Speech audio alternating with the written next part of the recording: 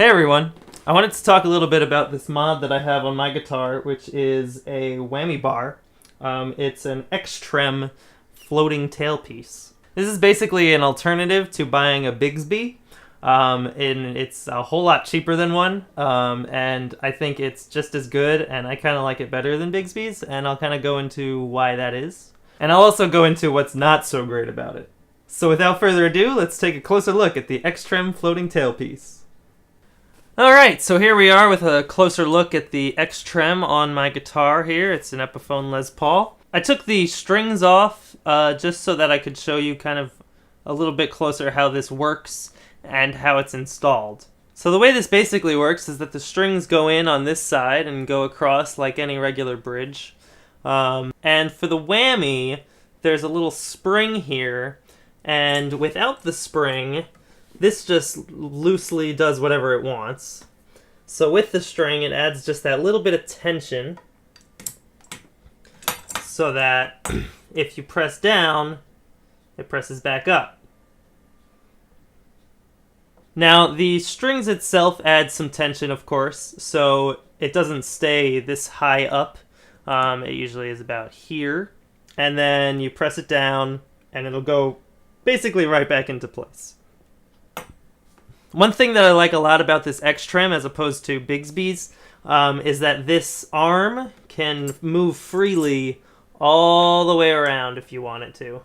It can't, of course, when the spring is like that, but you can see it can go wherever you want it, and it's not going to complain really. And as you can also see, this is pretty much just loose on here, and that stays like that because the installation of this is kind of interesting. There is nothing on the front that you need to do. I suppose you could technically screw into the face of your guitar there, but I've decided not to because I like the face of my guitar and I don't want to screw it up. However, the only thing that you really need to install this is to screw it on to where the strap goes. So you just take the thing out for the strap and you put this in instead, and then you screw the strap thing back on. They do suggest, if you're going to be using this long term, to use at least 2 of these holes to screw it into the guitar more securely. I just haven't done that yet, and I just appreciate the fact that you don't need to. So you don't need to actually make any modifications to your guitar itself. I think the thing that annoys me the most about this system is that it doesn't quite line up properly with the original holes for the old bridge. And what I mean by that is, as you can see, this is still here. And I've decided to leave that just because if I unscrewed it, then there'd just be some hole there, which doesn't really make any sense. But on the other side, the thing that's more frustrating is that you can still see the other hole, and this does not quite cover it. And I just think that's a ridiculous design, and I don't understand why they would do that like that, but it is pretty minor. I mean, someone seeing you from the crowd, if you're on stage, probably isn't going to be like, hey, what's that little hole next to the whammy bar he's got? Like, no one's really going to notice except for you, and you have to make the decision, are you comfortable with noticing that or not? Now that I've got some fresh strings back on the guitar, I can show you what this thing sounds like.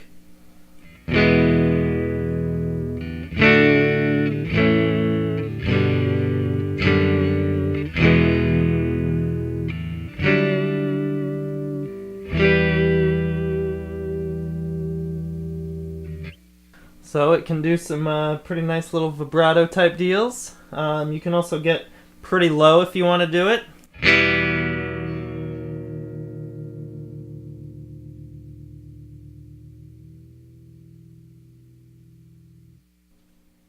And it pretty much goes right back in tune afterward. You know, I've never really had any issues with tuning.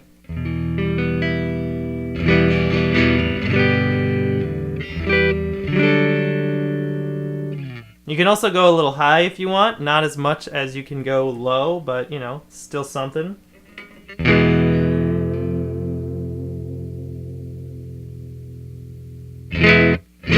Another thing that I really like about this is kind of an unintended consequence of it. Back when I had the old Tailpiece on, I used to break strings all the time. Like, I would not stop breaking a string. Every show I played, I wound up breaking a string. And I mean, that had a lot to do with the fact that I played like too hard, and you know, it's kind of on me. But when I switched over to the Xtrem, I really stopped breaking strings. I don't think I've actually broken a string with it yet. And I think that's because the angle on the bridge now is way less than when I had the old Tailpiece.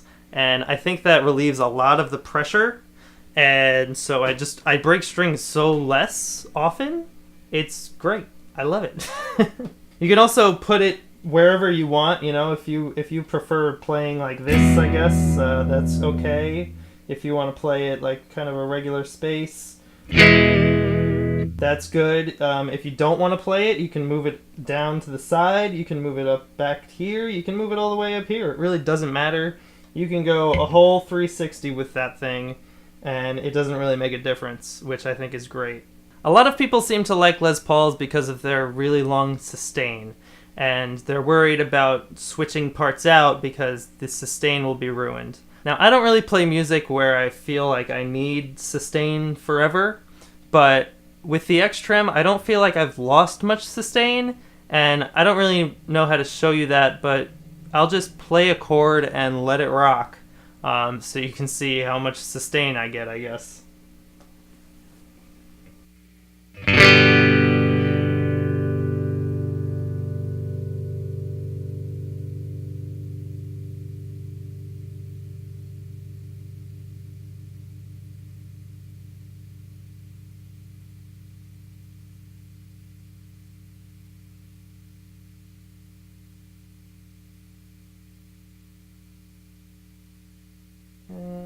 About now, I can't hear it anymore, so there you go. As I mentioned before, the Xtrem is a whole lot cheaper than a Bigsby.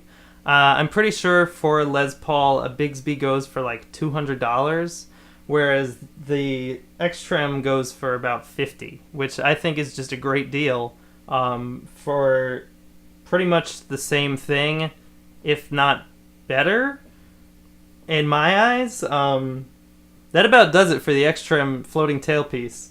I would say it's a cheap option. It looks good, except for, you know, there's just that little bit that doesn't look so good. It's got a few things about it that I like better than a Bigsby. And I think it's definitely worth checking out if you want a whammy bar on your Les Paul. Thank you so much for watching. If you have any comments or concerns about the Xtrem or questions, let me know in the comments, and I'll try to get back to you as soon as I can. We've got a lot of stuff on our channel where we talk about being a DIY musician, whether it be changing something on your guitar, or recording yourself, or touring for yourself. So if you're interested in that, I would hit that subscribe button and get ready for more content like this, and I'll see you there.